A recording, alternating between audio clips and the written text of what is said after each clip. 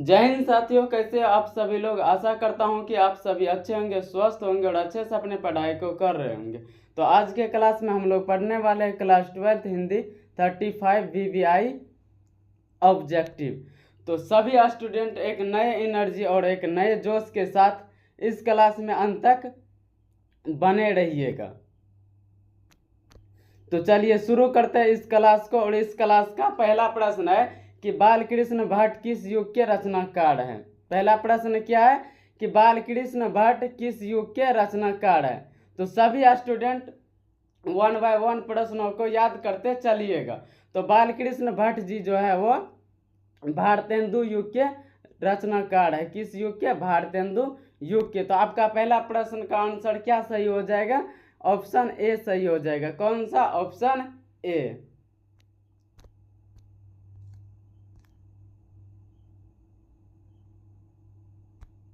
और आपका अगला प्रश्न है कि बालकृष्ण भट्ट की रचना निम्न में से कौन है। बालकृष्ण भट्ट की रचना निम्न में से कौन है? तो सभी स्टूडेंट याद रखिएगा कि बालकृष्ण भट्ट की जो रचना है वो बातचीत है। कौन है? बातचीत। तो आपका 2 नंबर का आंसर ए सही हो जाएगा। कौन सा? ऑप्शन ए सही हो जाएगा।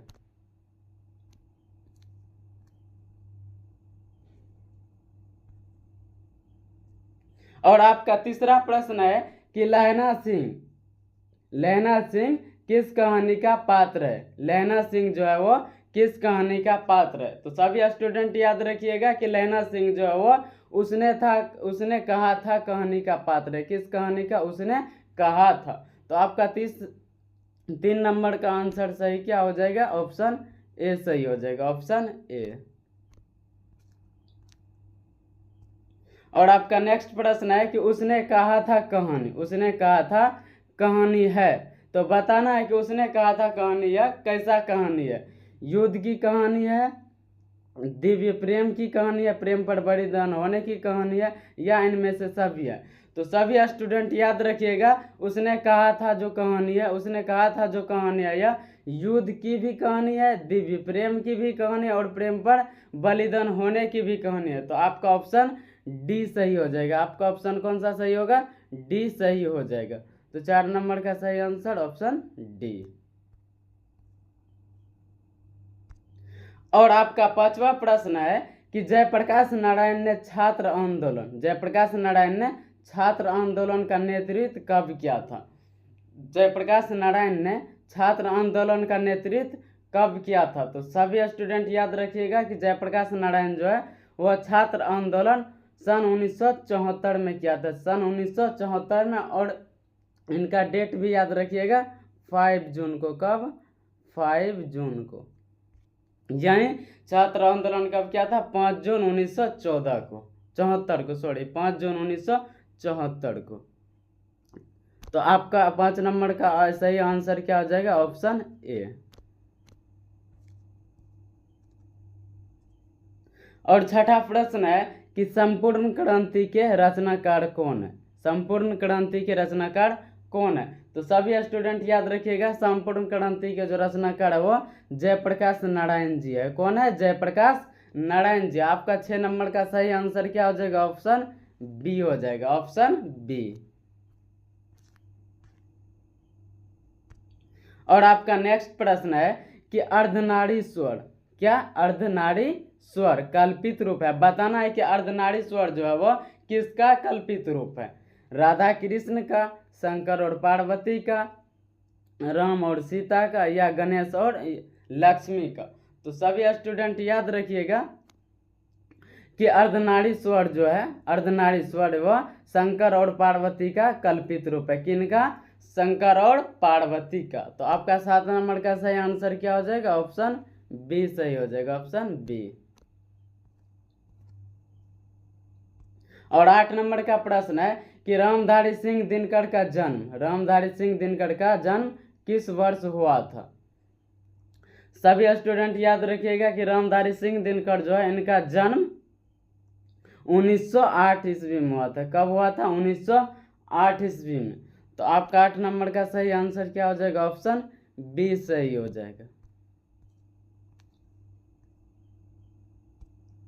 और 9 नंबर का प्रश्न है, रोज जो है, रोज कहानी के कहानीकार है। पहले तो आप लोग ये याद कर लीजिएगा, रोज क्या है, एक कहानी है। क्या है? रोज एक क्या है, कहानी है। और अब बताना है कि रोज कहानी जो है, इनके कहानीकार कौन है।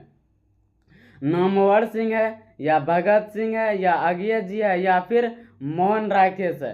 तो सभी स्टूडेंट याद रखिएगा, रोज जो कहानी है, इनके कहानीकार अज्ञे जी है। कौन है? अज्ञे जी। और कभी कभी आपके बोर्ड एग्जाम में ये भी पूछ लिया जाता है कि अज्ञे जी का पूरा नाम क्या है। तो सभी स्टूडेंट याद रखिएगा, अज्ञे जी का पूरा नाम सच्चिदानंद हीरानंद वात्स्यायन अज्ञे है। क्या है? सच्चिदानंद हीरानंद वात्स्यायन अज्ञे। तो आपका 9 नंबर का सही आंसर क्या हो जाएगा? ऑप्शन सी करेक्ट हो जाएगा। क्या हो जाएगा? Option C. और आपका 10 नंबर का प्रश्न है कि भगत सिंह के पिता का क्या नाम था। भगत सिंह के पिता का क्या नाम था? तो सभी स्टूडेंट याद रखिएगा, भगत सिंह जो है, उनके पिता का नाम सरदार किशन सिंह था। क्या था दोस्त? सरदार किशन सिंह। तो आपका 10 नंबर का सही आंसर क्या हो जाएगा? Option B. कौन सा सही हो जाएगा? Option B. और 11 नंबर का प्रश्न है, 11 नंबर का प्रश्न क्या है कि भगत सिंह की रचना, भगत सिंह की रचना निम्नलिखित में से कौन सी है। तो सभी स्टूडेंट को याद रखना है कि भगत सिंह की जो रचना है वो एक पत्र और एक लेख है। कौन सी है भगत सिंह की रचना? एक पत्र और एक लेख। तो आपका 11 नंबर का सही आंसर क्या हो जाएगा? ऑप्शन ए सही हो जाएगा। कौन सा सही होगा? Option A.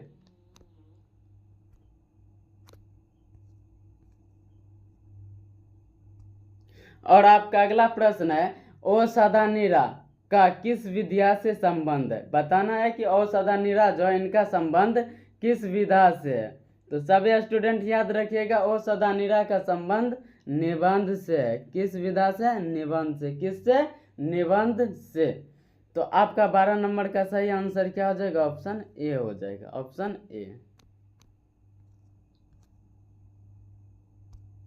और 13 नंबर का प्रश्न है कि तिनकठिया जो है प्रथा, तिनकठिया प्रथा का संबंध किससे है। तो सभी स्टूडेंट याद रखिएगा, तिनकठिया प्रथा जो, इनका संबंध नील से। किससे है दोस्त? नील से। तो सभी स्टूडेंट अच्छे से याद कर लीजिएगा, तिनकठिया जो प्रथा है, इनका संबंध नील से है। तो आपका 13 नंबर का सही आंसर क्या हो जाएगा? सी ऑप्शन सही हो जाएगा। कौन सा? सी। और अगला प्रश्न है, सिपाही की माँ, किनकी? सिपाही की माँ जो शीर्षक है, पाठ में कुंती कौन थी। तो सभी स्टूडेंट याद रखिएगा, सिपाही की माँ शीर्षक पाठ में कुंती कौन थी। यह एक प्रौसन थी। क्या थी? कुंती क्या थी? सिपाही की माँ शीर्षक में प्रौसन थी। तो आपका 14 नंबर का सही आंसर क्या हो जाएगा? ऑप्शन बी सही हो जाएगा। कौन सा? ऑप्शन बी सही हो जाएगा। और आपका अगला प्रश्न है, निम्नलिखित में से कौन सी रचना, कौन सी रचना मोहन राकेश की नहीं है। अब इनमें आप लोगों को बताना है कि मोहन राकेश की रचना कौन नहीं है। तो ठीक है, क्या जानवर और जानवर नहीं है, आषाढ़ का एक दिन नहीं है, सिपाही की माँ है नहीं है, या फिर उर्वशी नहीं है। तो सभी स्टूडेंट याद रखिएगा, जानवर और जानवर ये भी मोहन राकेश जी की है, आषाढ़ का एक दिन ये भी मोहन राकेश जी की है, सिपाही की माँ ये भी मोहन राकेश जी की है, लेकिन उर्वशी ये मोहन राकेश जी की नहीं है। क्या नहीं है? उर्वशी। तो आपका सही आंसर क्या हो जाएगा? उर्वशी।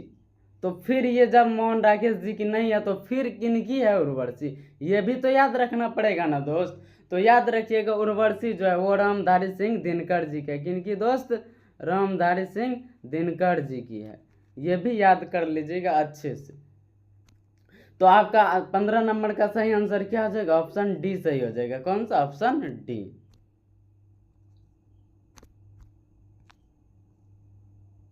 और आपका 16 नंबर का प्रश्न है, परगीत और समाज क्या है। तो सभी स्टूडेंट याद रखिएगा, परगीत और समाज जो है यह एक निबंध है। क्या है? निबंध। परगीत और समाज। तो आपका 16 नंबर का सही आंसर क्या हो जाएगा, सी सही हो जाएगा। क्या हो जाएगा, सी सही हो जाएगा।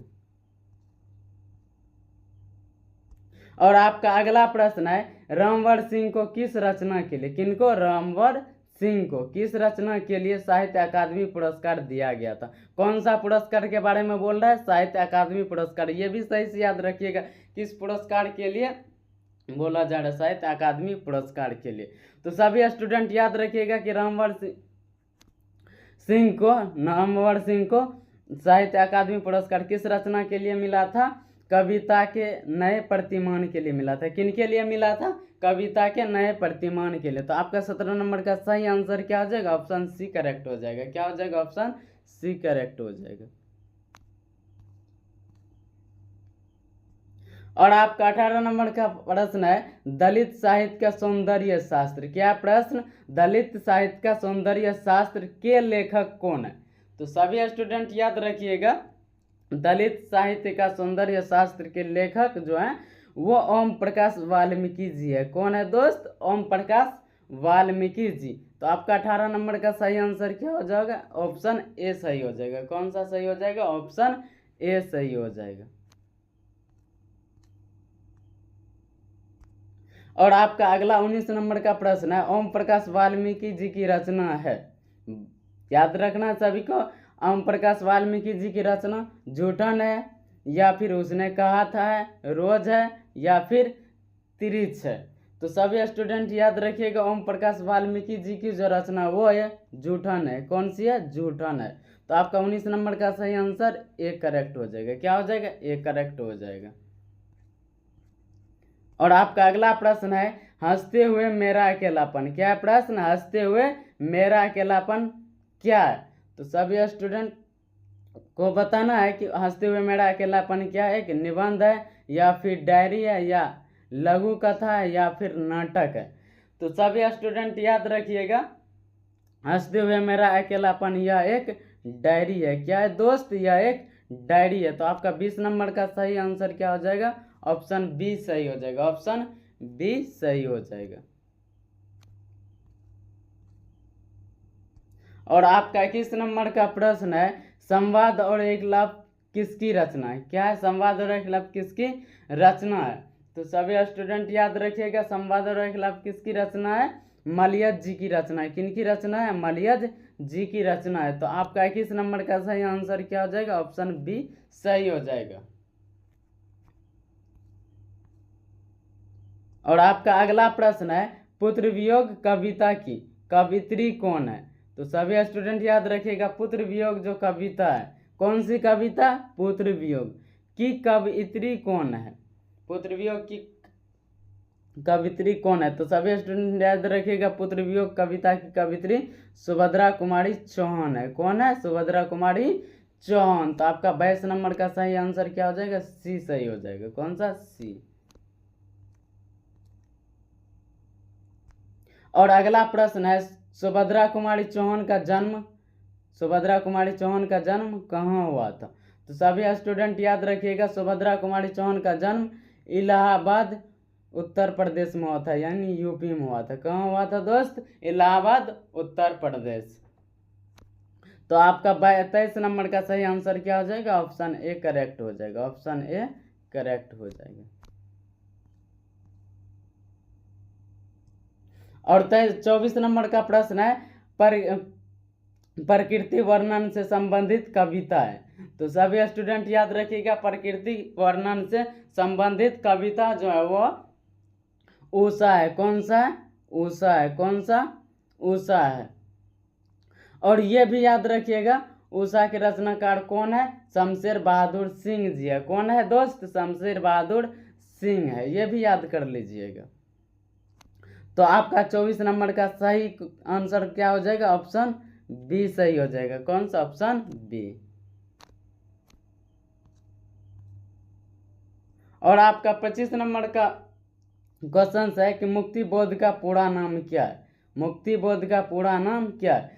तो सभी ये दो स्टूडेंट याद रखिएगा, मुक्ति बोध का पूरा नाम गजानन माधव मुक्ति बोध है। क्या नाम, पूरा नाम गजानन माधव मुक्ति बोध। तो आपका 25 नंबर का सही आंसर क्या हो जाएगा, ऑप्शन सी सही हो जाएगा। और आपका 26 नंबर का प्रश्न है, गजानन माधव मुक्ति बोध का जन्म किस वर्ष हुआ था? गजानन माधव मुक्ति बोध का जन्म किस वर्ष हुआ था? तो सभी स्टूडेंट याद रखिएगा, गजानन माधव मुक्ति बोध का जन्म सन 1917 में हुआ था। कब हुआ था? सन 1917 में। और ये भी याद रखिएगा 13 नवंबर को। कब? 13 नवंबर को। डेट भी याद कर लीजिएगा, आपके लिए ही सही रहेगा। यानी गजानन माधव मुक्ति बोध का जन्म किस वर्ष हुआ था? 13 नवंबर 1917 को। कब हुआ था? 13 नवंबर 1917 को। तो आपका 26 नंबर का सही आंसर क्या हो जाएगा? ऑप्शन ए सही हो जाएगा। और आपका अगला प्रश्न है, कवि रघुवीर साय के पिता का क्या नाम था? कवि रघुवीर साय जो है, इनके पिता का क्या नाम था? तो सभी स्टूडेंट याद रखिएगा, कवि रघुवीर साय के पिता का नाम हरदेव साय था। क्या था? हरदेव साय था। तो आपका 27 नंबर का सही आंसर क्या हो जाएगा? ऑप्शन ए सही हो जाएगा। और 28 नंबर का प्रश्न है कि पंचायती राज में, किसमें? पंचायती राज में क्या खो गया? तो सभी स्टूडेंट याद रखिएगा कि पंचायती राज जो है, इनमें पंच परमेश्वर जी खो गए थे। कौन खो गए थे? पंच परमेश्वर। तो आपका 28 नंबर का सही आंसर क्या हो जाएगा? ऑप्शन सी सही हो जाएगा।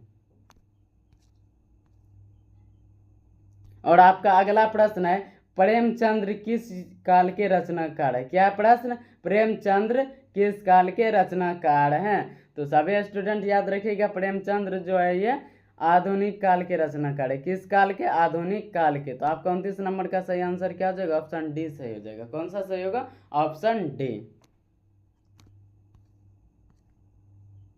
और आपका 30 नंबर का प्रश्न है, जयप्रकाश नारायण जो का महाकाव्य क्या है?